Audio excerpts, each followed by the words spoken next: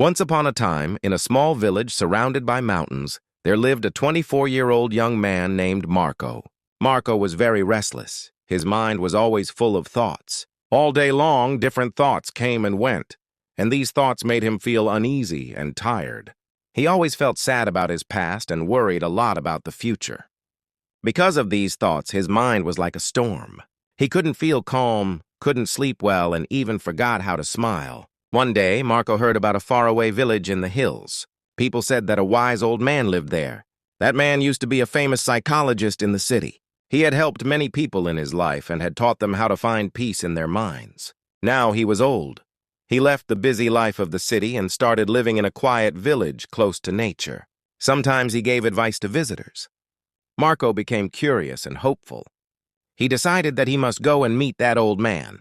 He thought, maybe this wise man can help me find peace. After many days of a long and tiring journey, Marco reached the village in the hills. When he got there, he saw a small house covered with greenery. On the porch of the house, the old man was sitting quietly.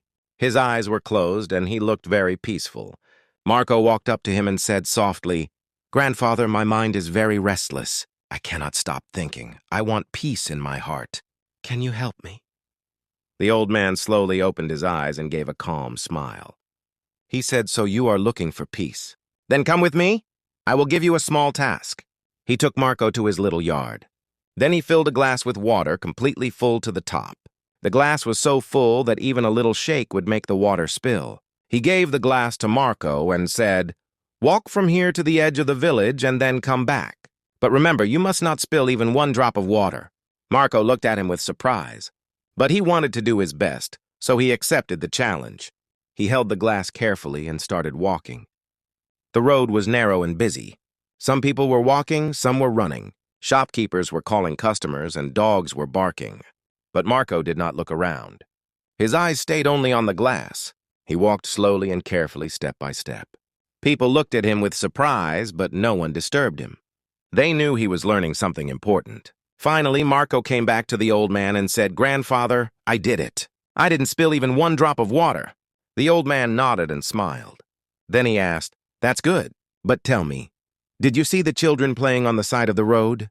Did you hear the dogs barking?" Marco looked surprised and said, "No, I didn't see or hear anything. I was only focusing on the glass."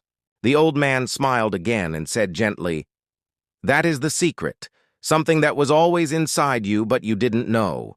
When your mind stays in the present moment, then there is no space for fear, no confusion, and no extra thoughts. You are only thinking about the water in the glass. At that time, your mind became completely quiet. You were not sad about the past. You were not afraid of the future." Slowly, Marco began to understand. This was the peace he was searching for. Peace is not something we find outside. Peace is already inside us when we live in the present moment. Marco bowed his head and said softly, "Grandfather, now I understand. If I want to calm my mind, I must keep my mind in this moment. That is when real peace comes." The old man smiled again.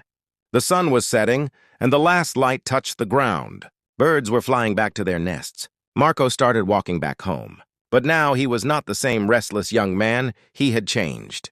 He was peaceful inside, because now he knew how to calm the mind. If you like the story, please give it a like and share it with your friends. And don't forget to subscribe to our channel for more inspiring stories like this one. Thank you for staying with us. See you in the next story with new thoughts and new lessons. Until then, stay well and stay peaceful.